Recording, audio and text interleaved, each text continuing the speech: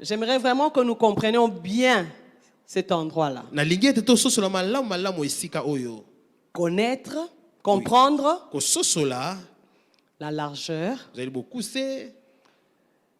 la longueur, la profondeur et la hauteur, la profondeur et la hauteur, et connaître l'amour de Christ. Il y a plusieurs dimensions que nous devons connaître. C'est comme ça que notre message s'intitule Les dimensions à connaître dans la vie.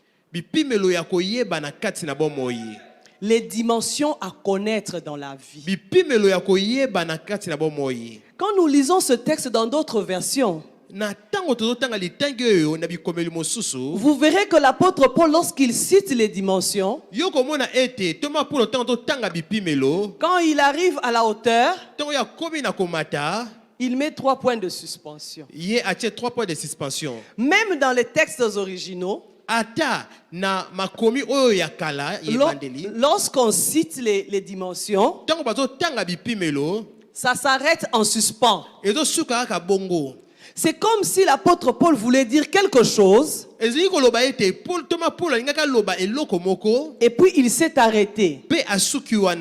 Et il enchaîne en disant connaître encore une autre dimension qui est l'amour de Christ. Et ces dimensions devaient être connues par l'Église. Et c'est comme ça que l'apôtre supplie Dieu afin que l'on connaisse ces dimensions, que nous comprenions cela. Il parle de la largeur et de la longueur. Connaître la largeur et la longueur. Mais c'est quoi la longueur et la largeur?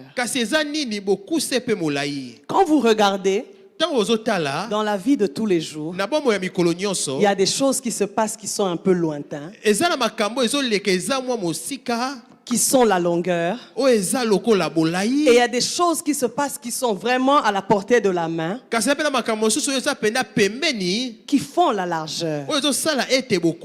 Et l'apôtre Paul dit comprendre la longueur et comprendre la largeur. Qu'est-ce qu'il sous-entend par là?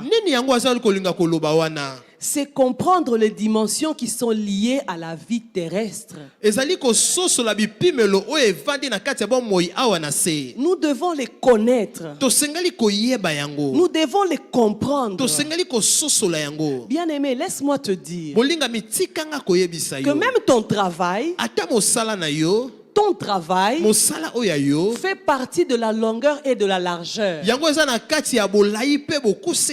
Font partie de ta dimension terrestre. Cela fait partie de ton contexte. Et tu dois le comprendre. Tu dois le connaître. Donc ton travail, tu dois bien le connaître. Amen. Amen. Tu dois bien connaître ton travail. Si ce sont tes affaires, tu dois aussi bien les connaître. Tu dois les maîtriser. C'est ce qu'il veut dire. Dans ta dimension terrestre, dans ta dimension humaine, ce que tu fais, tu dois bien le faire. Et pour bien le faire, tu dois bien le connaître. C'est comme ça qu'il ne nous faut pas négliger la connaissance. C'est pour cela que dans ton domaine, tu dois être le meilleur. Parce que cela t'amène dans une autre dimension avec Dieu. Il y a des choses que Dieu fait toujours par sa grâce, mais il y en a qu'il fait aussi selon la connaissance de chacun. Donc Bongo. Sois le meilleur dans ton domaine. Si c'est la cordonnerie que tu veux faire, fais-le très bien. Si c'est la maçonnerie que tu veux faire, fais-le très bien. Si tu veux être ingénieur, donne-toi le défi d'être le meilleur ingénieur.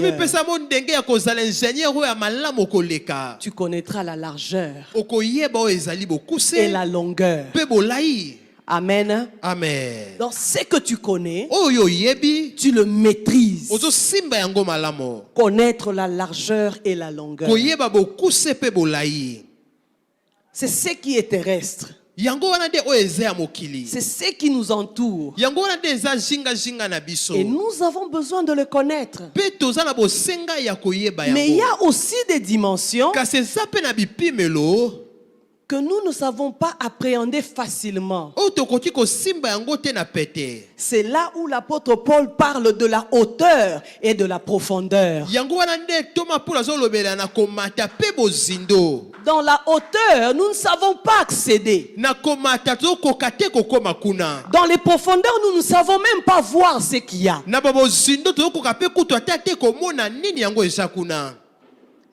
Vous savez, quand il écrit ce texte, il écrit cela selon un ordre chronologique. Il commence par connaître la largeur et la longueur. Les choses que nous pouvons voir, les choses que nous maîtrisons. Et puis il va dans les choses que nous ne maîtrisons pas. La hauteur et la profondeur. Des dimensions qui échappent à l'homme. Mais pourquoi il commence par la largeur et la longueur? Parce que ce ne sont pas des dimensions négligeables. Bien que nous les voyons, des fois nous les orientons même et nous les dirigeons. Mais ce sont des dimensions que nous devons maîtriser. Nous devons comprendre. Mais il y a des dimensions spirituelles que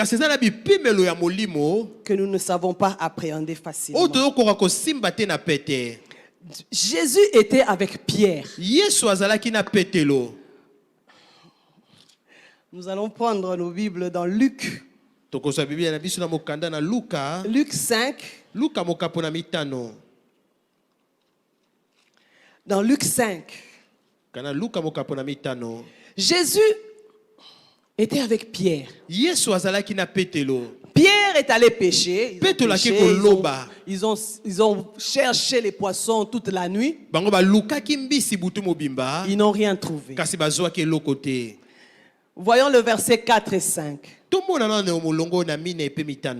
Lorsqu'il eut cessé de parler, il dit à Simon, donc à Pierre, avance en pleine eau. Luc 5, nous sommes au verset 4 et 5.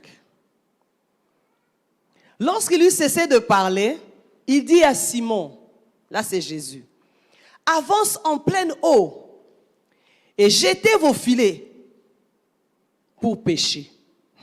Simon lui répondit, Maître, nous avons travaillé toute la nuit sans rien prendre, mais sur ta parole, je jetterai le filet.